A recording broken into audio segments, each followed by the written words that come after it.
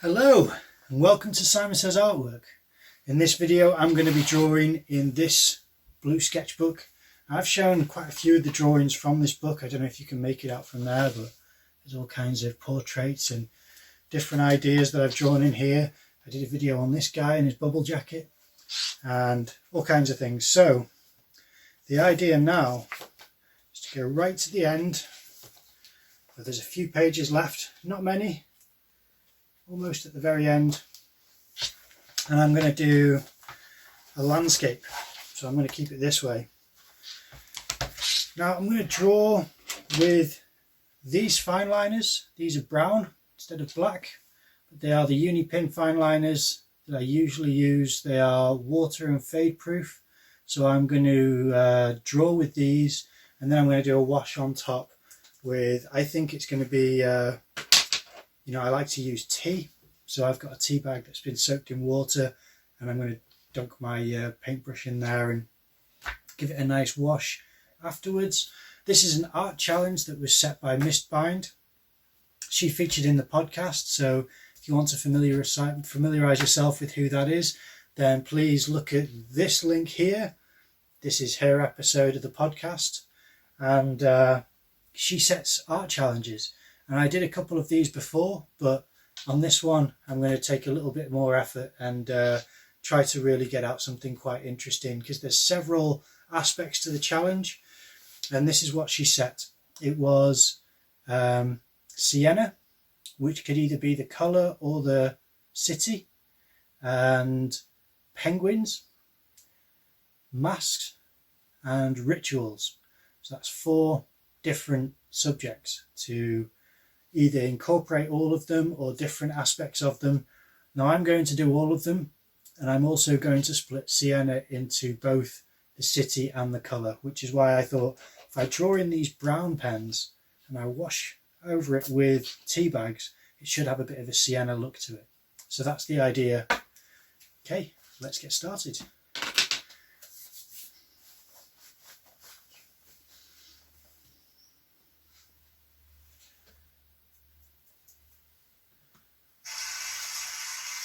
I've also got a show on my iPad. I've got my references on the computer here. Starting in 2027, Californians will be able to choose look at some references. Composting as an alternative burial option. Great. Oh, sure, you clap now, but it's one more recyclable to keep track of. Honey, I know eggshells and coffee grounds are okay, but what about Uncle Rick? Is he compost or disposal?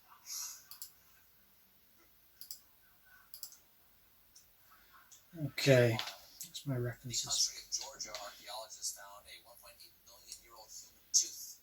Archaeologists plan to put that tooth under a pillow in hopes of attracting the 1.8 million year old tooth fairy.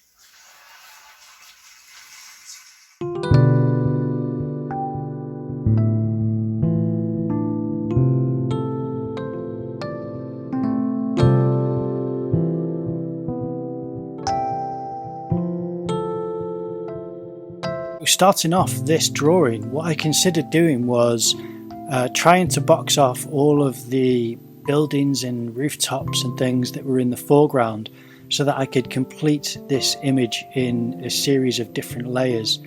So I tried to get as many of the shapes in the foreground done as possible, and it was really loose and wobbly. I wasn't being especially careful, but sometimes that doesn't hurt, and I actually quite like the look of that. So that was the idea, is to try and build up some of this foreground patchwork of roofs, and I think that could be a drawing in and of itself, and I might consider that soon. But for this, because the challenge was several subjects and one of them was sienna, which I chose to be the city, I thought if I use a brown pen, raw sienna is kind of a brown, it's an orangey brown, but I thought if I use a brown and then I use another pen that I have, which is it's sanguine, which is very kind of a bright orange, but I thought if I use a combination of those two and then paint it with tea, then I might achieve sienna. That doesn't quite work, but for this I thought it'll be nice just to not have black ink necessarily for this drawing, and I do think it looks quite nice. And I like all the different shapes. It was a bit of a challenge, which I always appreciate. I didn't get this perspective quite right, but it was close enough where it does look quite cool, in my opinion.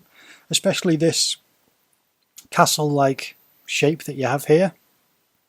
It's a lovely looking city, and I learned a lot from, trying to observe the different angles and different options that can occur. Not options, but different, what would you call it? I suppose design, different architectural design that can occur where, when it's a mishmash of houses with conventional roofs and then ones with layered roofs and then like a turret looking thing and all sorts just all squashed together, it just looks incredible. And Italy has this, type of look to it where there are lots of things, all roofs and things layered and pushed together, and it just looks so beautiful. I've never been there in person, but whenever I see the pictures, it always looks stunning. And then this here is something which at the time was close enough to the photo reference. I'm sorry that it's out of shot, but I'm basically just trying to draw the top of this tower. And I adjust the camera now so that you can see the top of the tower, because I realise in a minute and look at the camera where it's set up.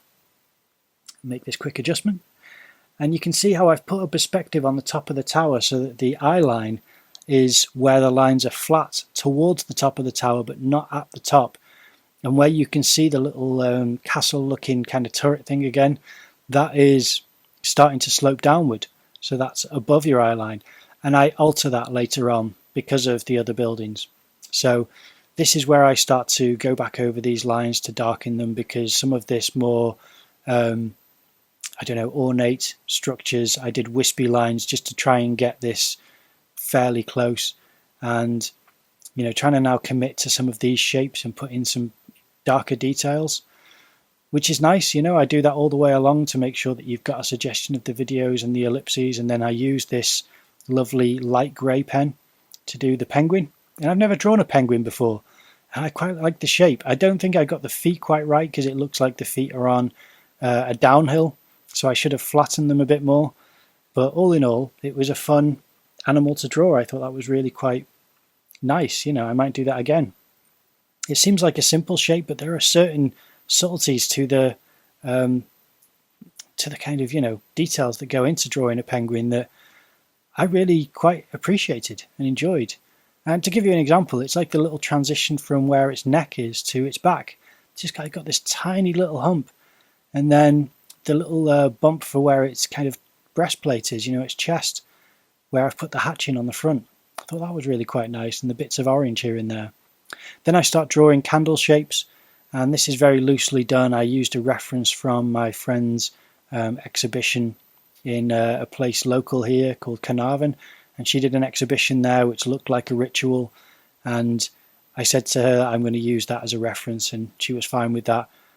So she also had this stuff which she span wool from sheep's wool that she'd found on fences where the sheep had been penned in, and they rub against the fence at times, and bits of their wool are just there against the fence. The sheep's long gone, and not long gone in a bad way. I just mean like it's moved on to another part of the field, and its wool is there hanging on the fence, just a bit of it.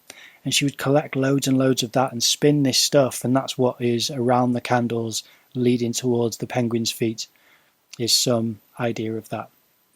Now it's a bit further on here that I start to notice the top of the tower looking like the wrong perspective, and I have to adjust it. And it takes a while for me to figure it out, but I just kept seeing something and thinking, this is not right. I know that there are a few things that are a bit off, but certain things I can get away with and other things I just can't. And one thing that I kept forgetting with perspective drawings is that unless you are toppling over yourself or you're doing some kind of fisheye perspective, which I wasn't, then the vertical lines should all be straight and vertical. And you can already see on the left hand side there, my vertical line is starting to be a bit of a steep diagonal.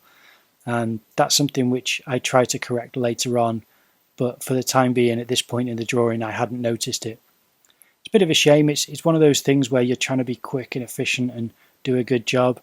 And I'm quite happy with how these windows turned out on this building, even though here they are just boxes and I fixed that later on. But I'm quite happy with the measurements, since I didn't actually properly measure it, I just did it with my pen, which that is always a risk. And I like to think that risking things like that more often helps you get better at estimating these types of things. So I could be wrong, but I tell myself that that's the practice that I'm doing. Now these doorways on the left that I did as well are sloping, and they should be going straight down. The angle that's sloped should be the top line, whereas the two vertical lines should be straight and vertical. I made that mistake. That really bothers me. Then I did some masks on the floor. I was supposed to put a mask on the penguin, but it didn't happen. I just forgot all about it. This is my sanguine pen, which I love, and I didn't know if it would work or not, and it kind of does add a bit of, I don't know, just like a bit of a different flavour to the drawing. It wasn't incredibly well balanced. I should have done more of that pen on the right hand side as well, which I do little bits, but not quite enough to balance out the colour, but there we are. That was the idea, is to try and introduce something which is kind of brighter than the brown, and you can see how dark the brown is in comparison. Then it's time for a tea bag, some water, and just to push it around and push it around and push it around until you get some tone. And I use the very lightest tone first, and it's the same way that I do watercolour painting, is that with the tea bag, when it first is mixed, I mix it very lightly, and then after that I darken the mix of the tea bag in the water, and the longer it sits in there, the more that it mixes in, the darker the water becomes. And then I've already added the layer of tea, the first tea layer, which is very diluted, and then I start to add the darker layers more and more.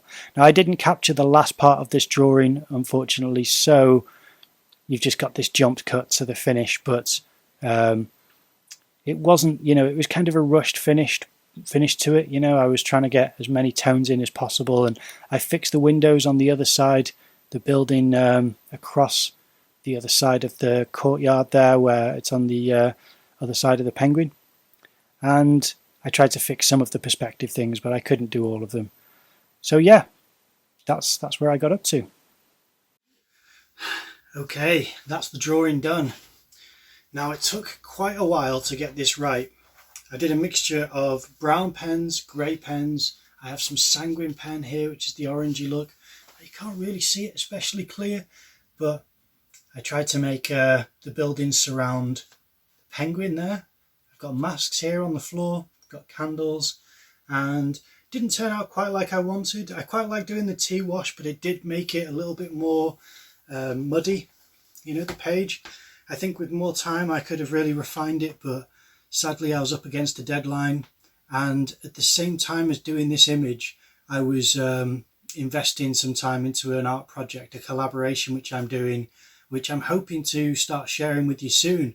Now the painting that I did on last week's video, so it'll be How I Approach Watercolours is the title of it. I'll put a link here. That is a video where I basically painted a farmer who I'd met recently and took it to him as a gift, framed. And the reason for that was that because I wanted to thank him for letting me spend time on his property, taking photographs and videos and asking him questions. And the reason I was doing that is because part of the collaboration is investigating into farming and agriculture. Not investigating necessarily, but exploring it and researching. And it's been really interesting. I find a lot of the farming machinery really interesting. So that's something which I'm going to start to upload maybe after October, because I'm going to try and cover Inktober this month. So this video is based on this art challenge by Mistbind. She's going to be posting this on Twitter and Instagram, and there's parts of it that I really liked, parts of it that didn't quite make it for me, but all in all I'm glad that I finished it.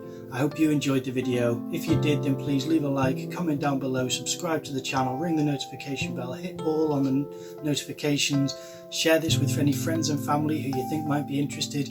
Thank you so much for watching, and I'll see you in the next video.